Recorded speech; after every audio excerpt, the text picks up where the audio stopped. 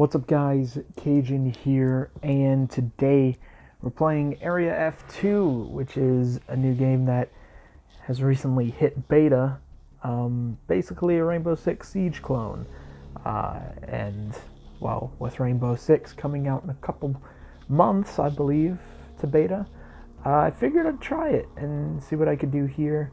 So first thing we see, character select screen. You know, there's so many different operators, each have their own unique thing about them. Speeding up the prep phase, because basically what you do on the technical CT side is to barricade everything, set barbed wire traps, that sort of things.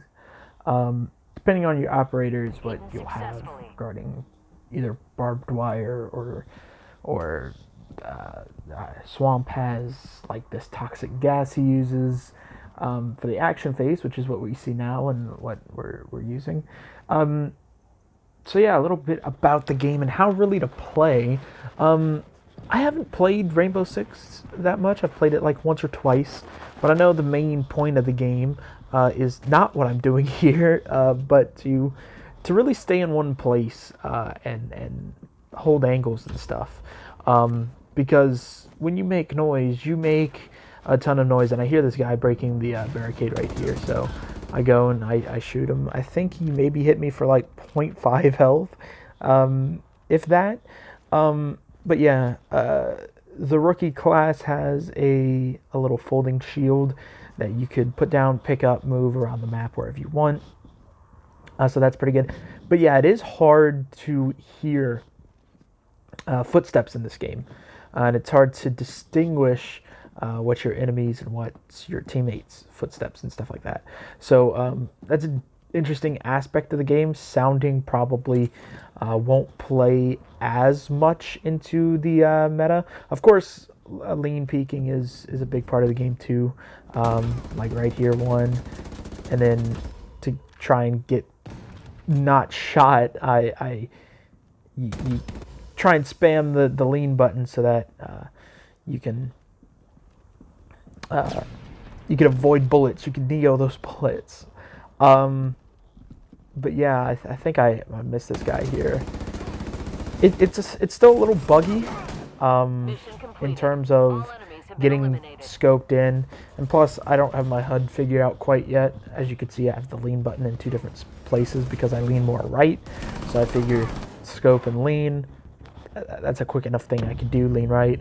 And then yeah, and so then side switch every round. On the CT side, you spawn wherever the bomb is, or the bomb site is technically. And then on the technical T side, or the attacking side, you can spawn in any of three places on the map. Some maps might have four. I've only played on this one really, so I don't know. I know Rainbow Six has, you know, some maps where they have three. I think some maps where they have four, something like that. And then of course you try to position your little camera in a good spot. If your camera gets destroyed, you have an extra one, I believe, that you can use.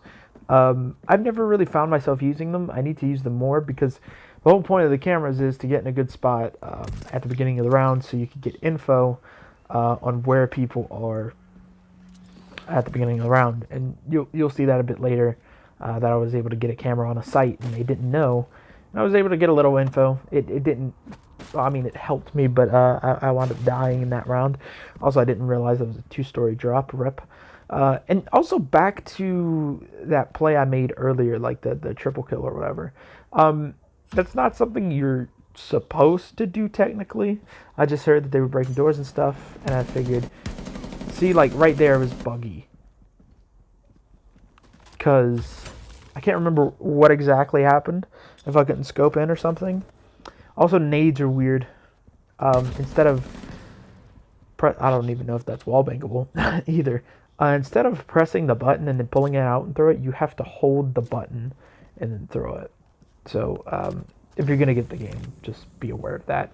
But back to the play where I jumped down from the second story. Also, fall damage is a real thing. I played. This is my second ranked match, and yeah, this is my second ranked match. But when I was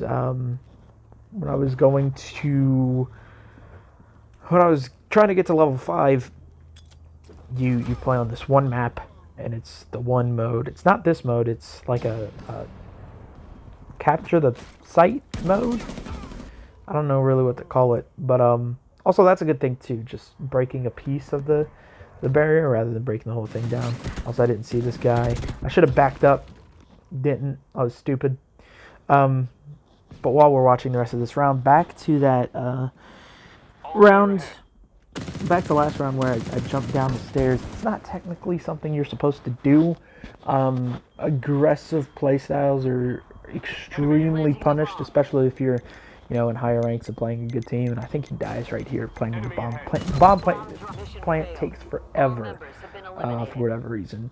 I haven't gotten the chance to plant the bomb yet, so I wouldn't know. But yeah, like he could have peeked and shot him through the little slit in the thing. But yeah, so aggressive playstyles are pretty punishable. And if you go outside on the defense, so like you have to stay inside. Well, you don't have to stay inside on the defense, but if you go outside on the defense, you will automatically be given up, and your location will be given to the other team. So it like I said, and again, speeding up the prep phase, just barricading stuff and everything. Again, the game is really focusing and encouraging you to stay and hold angles and stuff. So like, I think I hold stairs here, which is a pretty good one. And at some point in the round, I hear to my left, behind this wall up ahead, behind this wall and to the left up ahead, I hear someone breaking the pallet there. I just heard it, I think. Or I'm hearing them rappel up, and then so I'm moving. And, sound does play somewhat of a factor, but I don't think it's anything as major as like Sea Ops or Call of Duty, where you can instantly get info based on sound. Stuff like this where they're rappelling and breaking stuff, you could get somewhat of an idea, but the sound engine is so not bad, but the sound is designed in a way to where it's not as advantageous. And so yeah, somehow I was being tracked here. I don't know how that happened, but I made a stupid play. I really did. I said, I'm being tracked. Let me just go and sit in a spot and monitor. So on the CT side, you get access to cameras all around the map. And you can scan, and when you scan, same thing with the little UAVs for the terrorist side.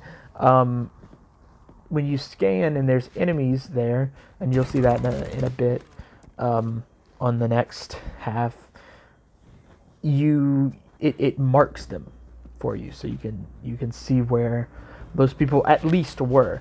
And again, since the game prioritizes and encourages you to hold angles and stuff, it's most likely that person will be there. So before that cut, I cut it because it was a long way before this part. They breached that wall. I don't quite know what those blue pallets are. I think that's something that one of the operators can put on the wall. I think. I'm not completely sure. I've really only played Rookie mainly because I only have a couple other operatives. And so I haven't really gotten the chance to play them all yet. I'm still like level 6, so I haven't played much. Also, he got into the site somehow. I have no clue how, because the guy was just there. He walked over and walked back, and there was a guy there. Also, he saw him in the hall and didn't do anything, so that was kind of weird. But yeah, so I think he hits him a couple times there. He rotates to this door you saw to the right with the X on top of it. and then he eventually dies. And you probably already noticed that this video is kind of short compared to other like ranked game modes, and that's because it's about 15 to 20 minutes, 15 to 25 minutes for a ranked game, and that's because it is first to 3. I don't know how I feel about that. I mean, yeah, it's a good long game, and I don't know if maybe like that's just placements or if it's the whole game, but as of now, it's first to 3, and I wish it was more like first to 4 or first to 5, just those couple extra rounds to really. And I mean, it's not like you don't have a chance to come back. It's not like Critical Ops where ranked is so short and the economy is so not made for short games that you don't have money and you can't come back. So like right here, I should have slowed that down, but you see all those marks, that's where all the enemies are. So it marks on the map where the enemies are, and of course we found the bomb sites, so we can see where about they are. And I thought I could rappel up there, but apparently not. But we could see about where the bomb sites are, so we can go towards that area and plan out and look for enemies there. And like I said, I'm gonna look at my camera here in a second to figure out where they are once I get in. But all you have to do is hit the barricade twice, and then you can jump through it. So like right here, I checked my camera scan, and I scanned one enemy, and so I try and wallbang him through here. It doesn't work. I don't think I hit him, at least. I may have. I don't know. I don't think I got the assist later on in the round. Actually, I did, because I fight him later on. So yeah, still scanning there. He's laying down now. Also, if you run into barbed wire with your equipment, it's not like Rainbow Six where it survives. It gets destroyed, so you won't have a UAV when that happens. And then this fight was kind of weird, because I'm peeking him, I see him, I shoot him, but I guess the metal door is like really, really metal, and it didn't go through it at all. I don't know why there's a metal door frame and not a wooden door frame and what looks to be a Chinese temple or whatever. It's kind of what it looks like, to be honest. But whatever, most everything is made out of wood except the window frames and the door frames, I guess. So yeah, this Lewis guy is actually pretty good. He kind of couldn't get the controls, I don't think, but he had the right idea. So you could rappel down as well, upside down. This guy drops the bomb. Rest in peace, trying to crawl away. So there are times where you get downed rather than killed, and you could recover your teammates. That guy has high ping. The reaction time is insane. Inhuman reactions. So yeah, you can technically revive your teammate. I don't know how much health it gives back, but yeah, you can do that if you'd like. So see, I got the assist there. Get points for that. Pick up the bomb. Can't quite remember what they do here. I know there's one AFK, one disconnected earlier in the game. I think he hits him a couple times, and then he goes and kills him. Yeah, he kills him through this pallet right here, which was a pretty nice shot, to be honest. And of course, since the guy disconnected, it was 4v5. And we won. I think they still spawn. The character still spawns. I'm not 100% sure. I could be wrong, but it's whatever. And then the kill cam shows the last kill of the round. And then, like I said, first to 3. So anywhere between 15 to 20 minutes for a game, most likely. If you go the full 3-2, probably a good 20-25 minutes, depending. But yay, I got MVP. Woohoo! Yay, I'm actually good at a game for once. 6-3 with 3 assists, so pretty good. I think. Still have 3 games to play.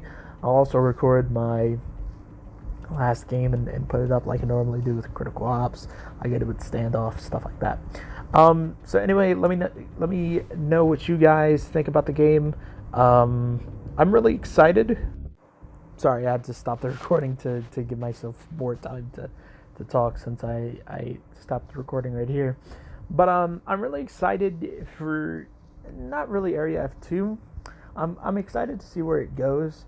But I'm also excited to see if Rainbow Six Mobile will be similar to this, and how Area F2 will do once Rainbow Six Mobile comes out. It'll be interesting to see which one I choose, because I'm having a great time on Area F2 right now. I know it's hard to play cross regions, so if you have friends like in EU, like for example, Index, I play COPS with Index, COD Mobile, stuff like that with them. But for Area F2, you need a whole other account. And I can't remember, I think someone said they're planning on doing cross regions, but I can't remember. But